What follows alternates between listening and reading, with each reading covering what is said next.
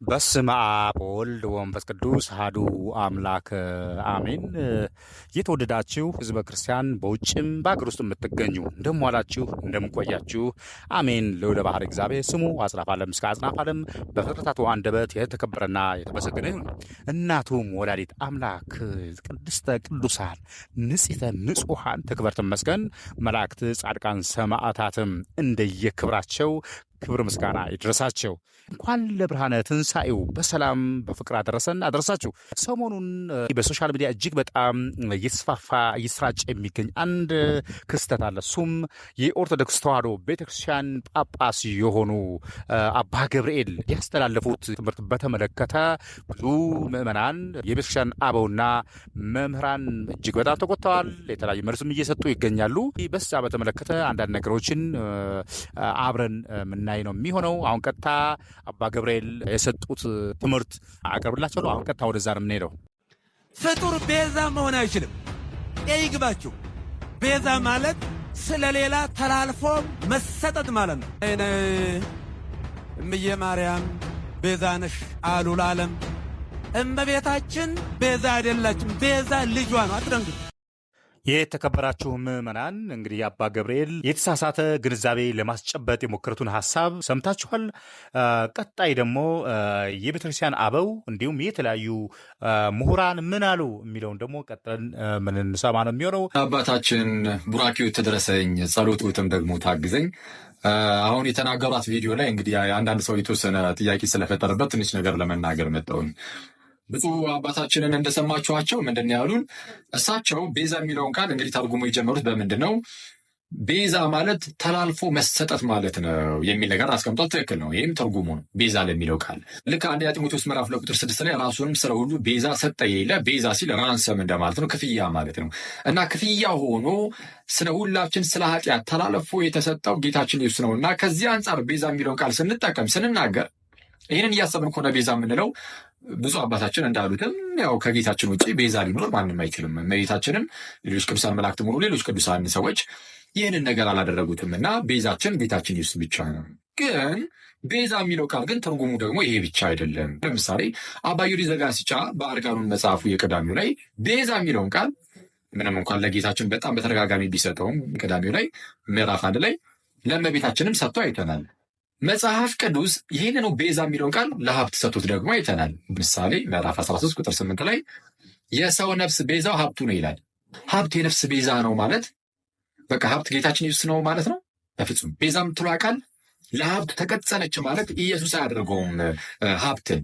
ልክ እንደዚህ ሁሉ ለእመቤታችን ቤዛ የሚለው ቃል ስለተቀጸለ እመቤታችንን ኢየሱስ አያደርጋትም። ዊች ሚንስ ቤዛ የምትለው ቃል ነሰሰሪ ለኢየሱስ ብቻ የምትሰጥ ሳይሆን እንደ አገባቡ እንደ መጽሐፍ ቅዱስም እንዳሳየን ሊሰጥ ይችላል። ጳጳሱ ያቀረቡትን ሀሳብ ስንመለከት የመጀመሪያውና አንደኛው ፍጡር ሆኖ ቤዛ የሚባል የለም የሚል ነው።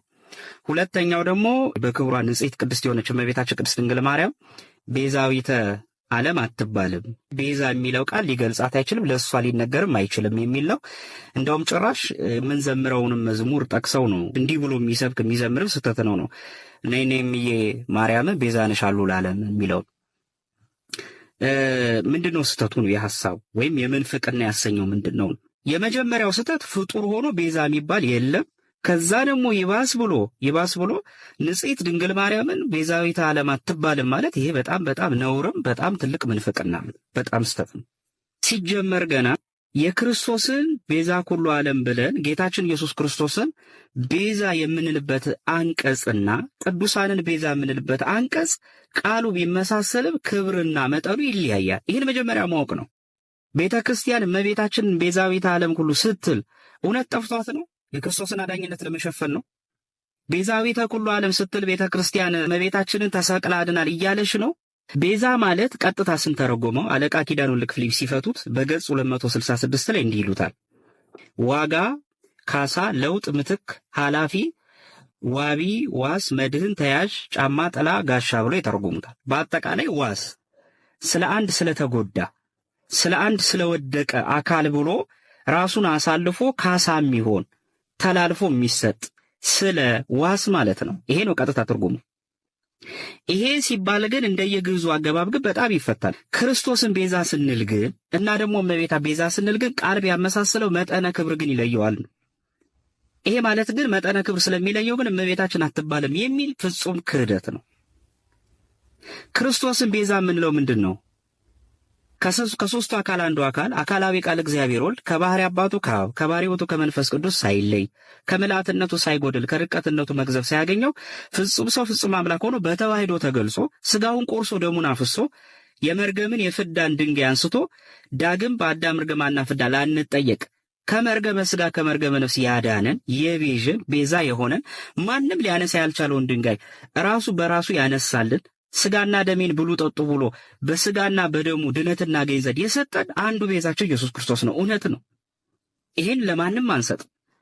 እኛም እመቤታችንን ቤዛዊት ዓለም ስንል ሥጋዋን ቆርሳ ደሟን አፍሳ ሰጥታል ብለን ነው አይደለም። ይሄም በደንብ ያውቁታል እርሳቸው። እንኳን እሷ ዮሴፍ መድኃኒት ተብሎ የለ እንዴ? ኦሪት ዘፍጥረት ምዕራፍ 45 ቁጥር 7 ላይ ለወንድሞቹ እንዲህ ይላቸዋል፣ እግዚአብሔርን በምድር ላይ ቅሬታን አስቀርላችሁ ዘንድ በታላቅ መድኃኒት አድናችሁ ዘንድ ከእናንተ በፊት ላከኛል። በመጽሐፍ ቅዱስ ውስጥ ተራ ገንዘብ ሀብት ቤዛ ተብሏል። ለምሳሌ መጽሐፈ ምሳሌ ምዕራፍ 13 ቁጥር 8 ላይ እንዲህ ይላል፣ ለሰው ነፍስ ቤዛው ሀብቱ ነው ይላል። ምን ማለት ነው ታዲያ? ይሄ ማለት ከእግዚአብሔር ቤዛነት ጋር አስተካከለ አይደለም። በመጽሐፍ ቅዱስ ውስጥ እንዲህ የሚል ቃል ተጽፎ እናገኛለን። የሐዋርያት ሥራ ምዕራፍ 7 ቁጥር 35 ላይ ይህንንም ሙሴ በቁጥቋጦ በታየው በመልአኩ እጅ እግዚአብሔር ሹምና ቤዛ አድርጎ ላከው ይላል። ሙሴ ቤዛ ተብሏል። ይሄ ማለት ግን ሙሴ ለእስራኤላውያን ቤዛ አድርጎ ተላከ ማለት ግን ሥጋውን ቆርሶ ደሙን አፍሶ ሰጠ ማለት አይደለም። ራሱን እግዚአብሔር አድርጎ በእግዚአብሔር ቦታ ተክቶ ሥራ ሠራ ማለት አይደለም። በመጽሐፍ ቅዱስ ለምሳሌ እንምጣ። ብርሃን ማን ነው? አማናዊ ብርሃን ኢየሱስ ክርስቶስ ነው። ብርሃን የዓለም ብርሃን እኔ ነኝ ያለ ኢየሱስ ክርስቶስ በአንጻሩ ደግሞ እናንተ የዓለም ብርሃን ናችሁ ብሏል ሐዋርያት። እና ብርሃን ተመሳሳይ ስላደረገ የሐዋርያት ብርሃን አይባሉም የክርስቶስን ይጋርዳሉ ተብሎ መሰረዝ አለበት ማለት ነው። እግዚአብሔር አምላክ ነው፣ ከኔ በቀር ሌላ አምላክ አታምልክ አለ። ሙሴ እኮ አምላክ ተብሏል። በፈርዖን ላይ አምላክ አድርጌያለሁ ብሏል። ታዲያ ማለት የሙሴ አምላክነት ከእግዚአብሔር ይተካከላል ማለት ነው? ቃላት ስላመሳሰሉ አንድ ነገር ከዛ ነገር ጋር በክብር ተገብቶ ይነገራል ማለት አይደለም። እንደየአንቀጹ ይተረጎማል። ስለዚህ እመቤታችን ቤዛዊት ዓለም አትባልም ማለት ይህ ፈጽሞ ክህደት ምንፍቅናም ነው። ቅዱስ ያዕቆብ ዘስሩግ ለምሳሌ በዚህ በኦን ዘ ቨርጅን ወይም በእንተ ድንግልና በሚለው መጽሐፉ ላይ በገጽ 29 እስከ 34 ባለው ላይ ስታነቡት እንዲህ ይላል። ሊቁ ሲናገር አዳምን እንዲሞት ያደረገችው ይላል። በደንብ ስሙ። ያቺ ክፉ ቀን ተለወጠች አለ። እርሱም አለ ከሞት የሚድንባት ሌላ ቀን መጣች ይላል። ዝቅ ብሎ ግን እንዲህ የሚላት ሐሳብ አለች። እባቧ ሳትሆን ገብርኤል ሊናገር ተነሳ።